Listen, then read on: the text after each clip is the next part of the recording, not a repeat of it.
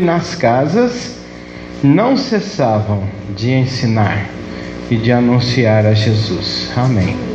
Pode sentar, irmãos. Isso. Paz do Senhor. Muito bom. Vamos continuar, né, irmãos? Vindo às quartas, domingos, sábado, fazendo a obra de Deus, né? Eu sou devedor da igreja, mas peço oração. Não tem sido muito fácil, tem sido bastante difícil.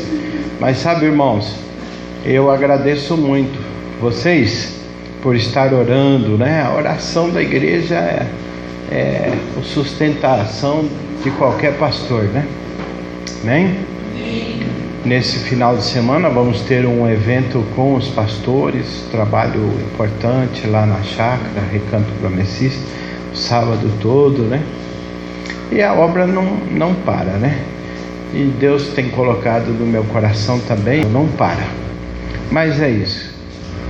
Então, amados, nesse texto que nós lemos, no templo e de casa em casa, que é o texto que fala aqui em Atos dos Apóstolos, no capítulo 5.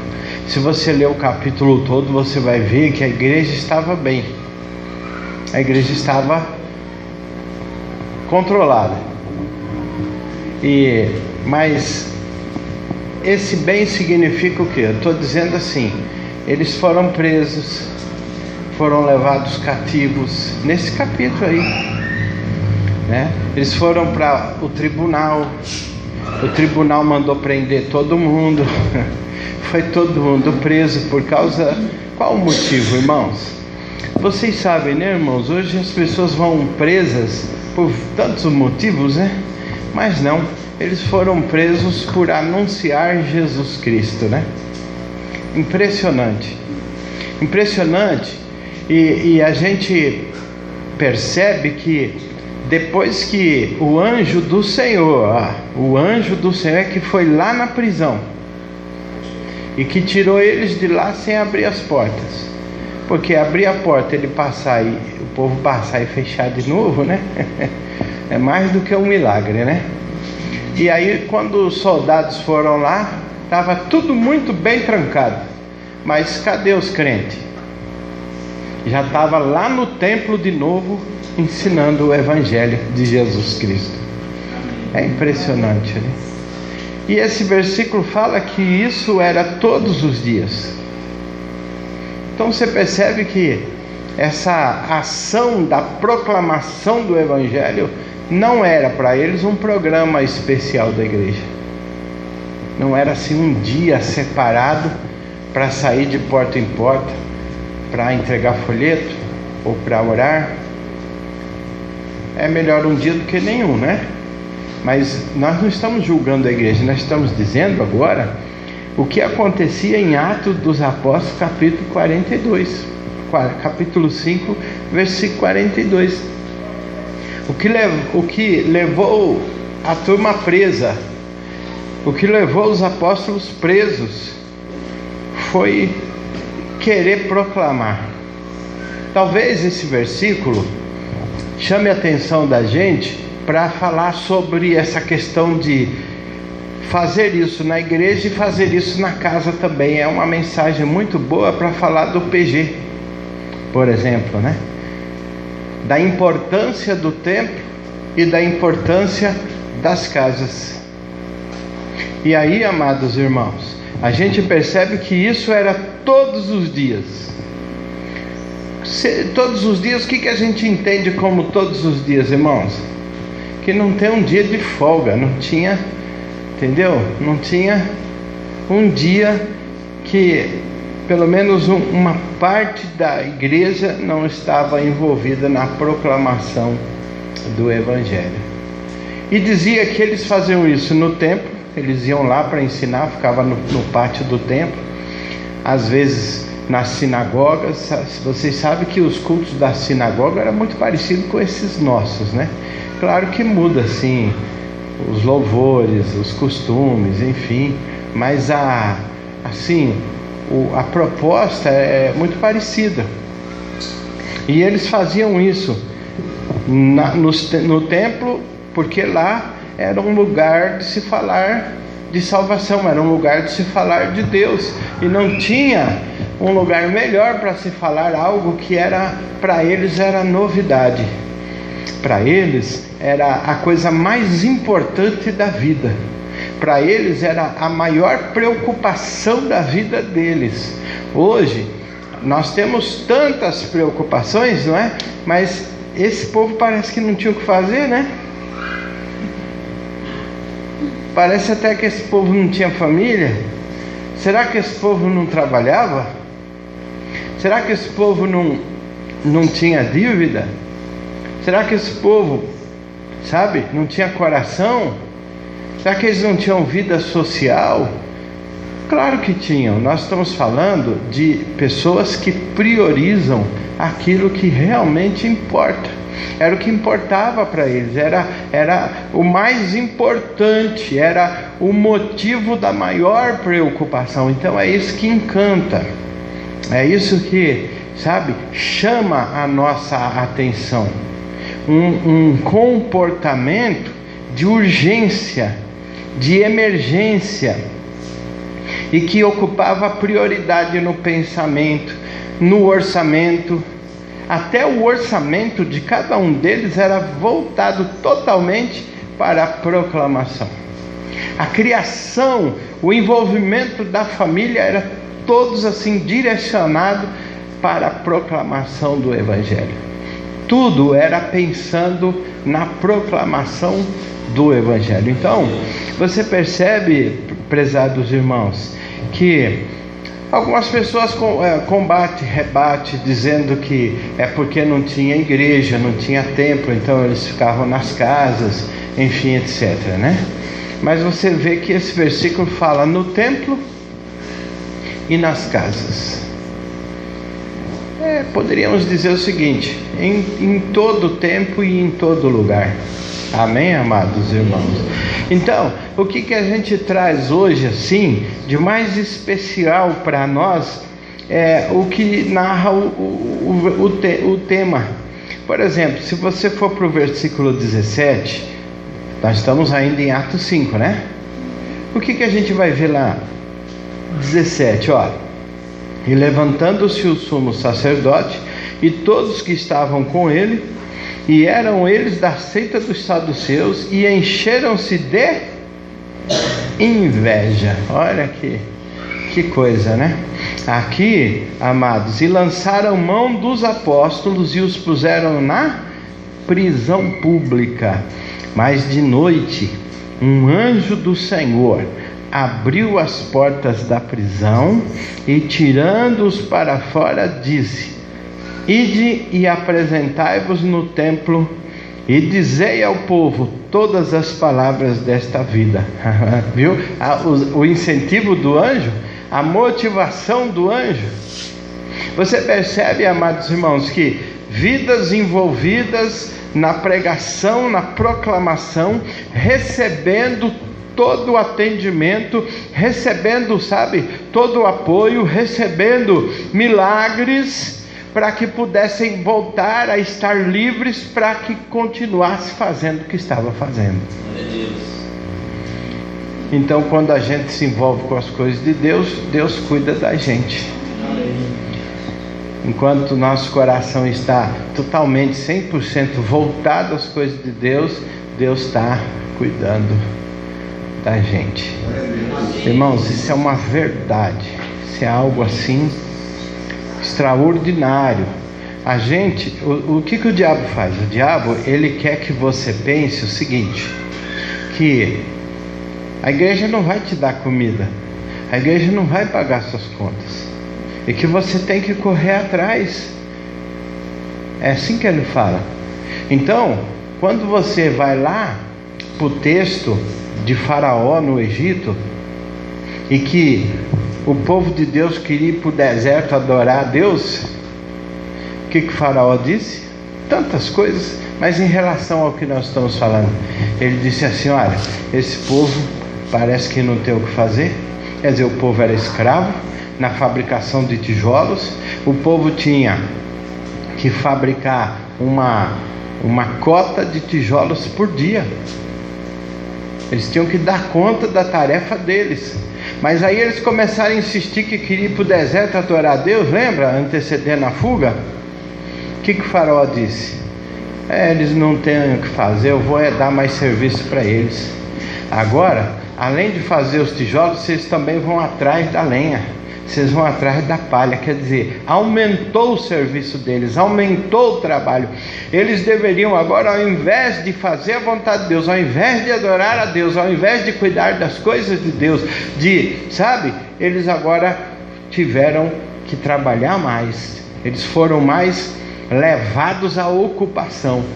Percebe se não é o diabo fazendo a mesma coisa?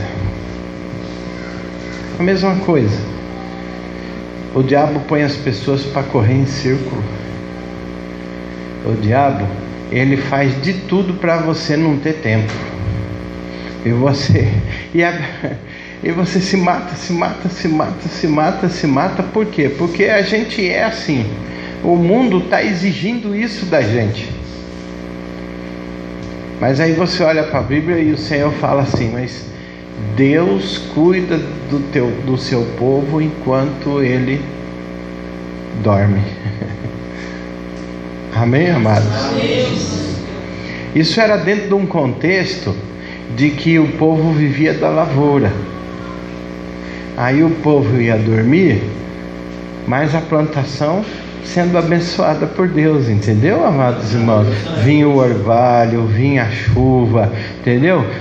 E eles se ocupavam em servir a Deus, e Deus dava para eles o retorno, não é, amados? Amém? Glória a Deus. Então, você percebe, e eu digo a você, a Bíblia fala: trabalhe dia e noite para não pesar nas costas do seu irmão. É verdade, mas está dentro de um contexto de responsabilidade, está dentro de um contexto de que nós temos que ter responsabilidade com os compromissos assumidos. Mas todas as vezes que nós vamos assumir um compromisso, nós temos que nos lembrar do compromisso primeiro. Qual é? Isso é Deus, é o Senhor. Amém, amados? Glória a Deus. Então, o que mais chama a atenção nesse texto, irmãos, não era o lugar em que eles faziam isso, não, era a motivação pela qual eles faziam. Eles encucaram com isso. Era o movimento da vida deles, era o que impulsionava a vida deles. E vou continuar lendo aqui mais um pouquinho, pode? Pode, onde eu parei? Isso. E aí, ouvindo eles isso, entraram de manhã cedo no templo e ensinavam. Chegando, porém, os sumos sacerdotes e os que estavam com ele convocaram o conselho e a todos os anciãos dos filhos de Israel e enviaram ao cárcere para que de lá os trouxessem. Mas tendo lá ido os servidores, não os acharam na prisão, e voltando lhes anunciaram, dizendo: achamos realmente o cárcere fechado, com toda a segurança, e os guardas que estavam fora diante das portas, mas quando abrimos, ninguém achamos lá dentro. Então o capitão do templo e os principais dos sacerdotes, ouvindo essas palavras, estavam perplexos acerca deles e do que viria a ser aquilo. E chegando uns, anunciou-lhes dizendo: eis que os homens que encerraste na prisão já estão lá no templo de novo ensinando o povo. Eu queria ser contagiado com isso. Queria que Deus me pegasse desse jeito. E queria que Deus pegasse você também. É engraçado, pastor, que a gente sempre acha sobre os outros, né? A gente sempre espera dos outros, né? A gente sempre avalia os outros, né? Mas dificilmente a gente se avalia, né? E por isso que eu gostaria de que Deus me pegasse de jeito mesmo e pegasse você também. A geral me ligou e falou: preciso do pastor lá para a região não sei aonde. Eu falei: tá bom, tem nome? Tem, deu o nome. Foi o pastor Jorge. Tá bom, Jorge, você quer ir para lá? Ué, vou? Então tá, então conversa lá. Aí eu falei: você tá sabendo, né, que você aceitou, não foi só os últimos 2 anos da gestão, né? São 2 anos mais 4. Não, só 2 não, rapaz. Deus já te pegou, você tá pego, já era. Entendeu, irmãos? Amém? Deixa Deus te pegar, amado. Deixa Ele te pegar, deixa Ele fazer isso na tua vida, no teu coração. Bem verdade, vivemos outros tempos, outros momentos, mas essa igreja está tendo a grande oportunidade. Pastor Zenilson está treinando a igreja no sábado, treinando para a obra do ministério. Não fique de fora. Deixa Deus te pegar, para que você, nas casas e no templo, anuncie o evangelho do Senhor, não é? Vamos aqui mais um pouquinho. Aí eu parei aonde? Quem lembra? Já li tudo isso? Então tá. 26? Agora é 26, né? Ou é 27? Então foi o capitão com os servidores e os trouxe, não com violência, porque temiam ser apedrejados pelo povo. Você percebe que Deus não precisa de advogado? E trazendo-os, apresentaram ao conselho, e o sumo sacerdote os interrogou. Eu vou pular aqui, depois você lê em casa. Aí depois que eles foram afrontados, porque eles disseram assim: olha, nós já não, 28, não vos admoestamos nós expressamente que não ensinasse esse nome. Você percebe a oposição? A oposição, essa foi uma oposição direta, mas a oposição ela existe. Talvez ninguém vai dizer isso para você: para de pregar o evangelho, mas você pode ser envolvido numa situação de ficar preso. Você não consegue se envolver, você não consegue se entregar, você não consegue se doar, entendeu? Você não consegue, você está preso no trabalho, preso na família, preso na prisão, entendeu? E você não consegue. E aí, amados irmãos, porém Pedro respondeu, 29, mais importa obedecer a Deus do que aos homens. É prioridade, Deus em primeiro lugar. Esses homens aqui significam quem? Todos os obstáculos para que eu e você não cumpra o ministério, não faça a obra de Deus. Vamos lá? 30 ou 29? 30. O Deus de nossos pais ressuscitou a Jesus, ao qual vós mataste, suspendendo no madeiro. E aqui então vem a mensagem da cruz, amém, irmãos? O 32 fala: nós somos testemunhas acerca disso, não é? O 33 diz que eles, quanto mais falava, mais furioso eles ficavam e queriam matá-los, né? E aí levantaram o conselho e quiseram ir para frente. O versículo 35, né? Disse: varões israelitas, acautelai-vos a respeito do que haveis de fazer a estes homens. Aí, irmãos, versículo 37, depois desse levantou. Eu vou pular essa parte porque eu quero que você leia em casa. E aí o 39, mas se é de Deus, não podereis desfazê-la, para que não aconteça serdes também achados combatendo contra Deus. E concordaram com ele, e chamando os apóstolos, e tendo-os açoitados, ainda deram a surra neles. Mandaram: não falem no nome de Jesus. E aí deixaram eles ir, com medo do povo. Olha só, irmãos, eles tomaram uma surra, levaram uma bronca, escaparam da prisão. Parece que eles não tinham problema, né? Era só esse.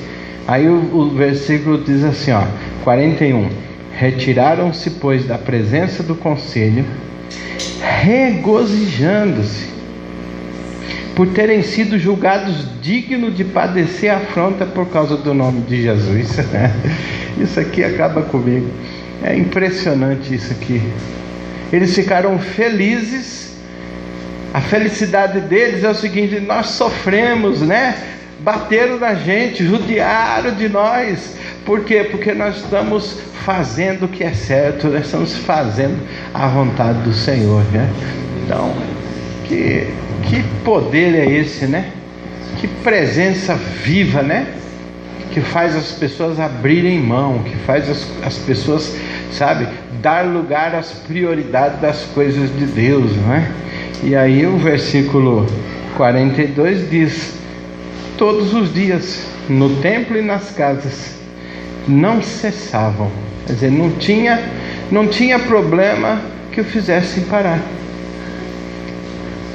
Eu não vou ser anfitrião, não vou abrir minha casa porque tem esse problema, tem aquele.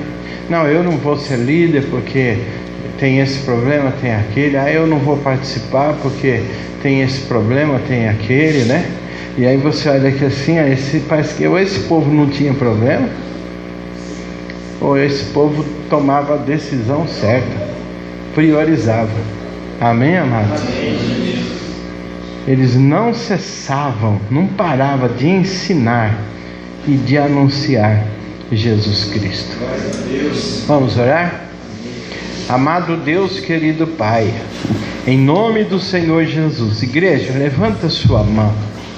Peça para Deus te ajudar a entender que crente é esse, que povo era esse. Amado Pai, em nome de Jesus, permita que nós como igreja, Senhor, possamos sentir, ó Pai, essa emoção, entender, Senhor, essa motivação. Por que a igreja pensava daquele jeito? Por que a igreja se comportava daquele jeito? Permita-nos, ó Pai.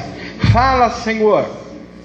Continua falando através da Tua palavra, através do Teu Santo Espírito, falando na nossa mente, no nosso coração, nos envergonhando, nos constrangendo, nos fazendo entender, remoer, que se não dá para sermos iguais a eles, mas o que é que dá para fazer? O que é que dá? O que podemos fazer? Qual seria o começo para que pudéssemos, ó Pai, também te agradar? Meu Senhor, meu Deus, meu Pai, te louvamos por esse exemplo da igreja, e eu te peço encarecidamente, Senhor, pelo teu santo poder, que nesse mês, Senhor, que nós estamos envolvidos nesse tema, pedimos que o Senhor aviva, pedimos que o Senhor conserte, restaure e abençoe a nossa visão, a nossa maneira de ver a Tua obra, a nossa maneira de ser cristão. Oramos pedindo, ó Pai, que o poder do Teu Espírito Santo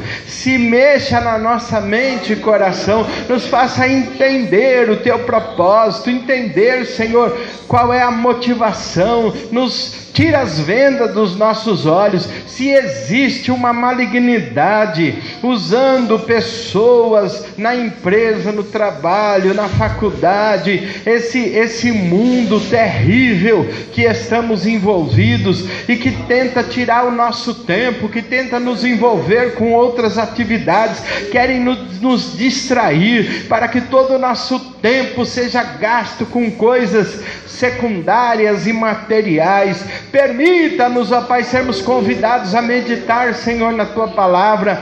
Toca, Senhor, fortemente na mente, no coração de cada um de nós, os que aqui estão e os que ainda não estão aqui, Senhor. Permita, Pai Santo e querido, que esse avivamento aconteça dentro de nós, Pai.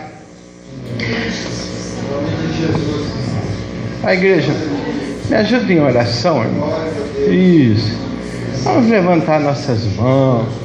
Eu acho que você consegue me ajudar um pouquinho mais. Queria que você pedisse mesmo. Peça mesmo assim, fala: Senhor, me faça entender esse negócio. Fala: Senhor, qual a expectativa que o Senhor tem com cada um de nós? O que o Senhor está mandando a gente fazer, Pai? Oh Deus santo e querido, a gente percebe o Senhor, ó Pai, dirigir a igreja por esse caminho. Deixa essa palavra entrar, Senhor, na mente e no coração. Só o Senhor, ó Pai, que tem acesso à vida espiritual dos crentes, ó Pai Santo e querido.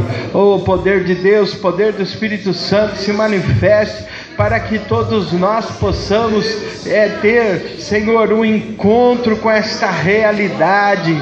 Que isso não fique só no campo do conhecimento, mas queremos ser pegos por isso. Queremos que o Senhor nos pegue, que o Senhor pegue a igreja de jeito, no despertamento, Senhor, no avivamento, Senhor, para a honra e glória do Teu santo nome. Eu sei que esse povo, ó Pai, é um povo que pode, que tem força, um povo sábio, um povo que tem saúde, um povo, ó Pai, que conhece a Tua palavra, ó Pai.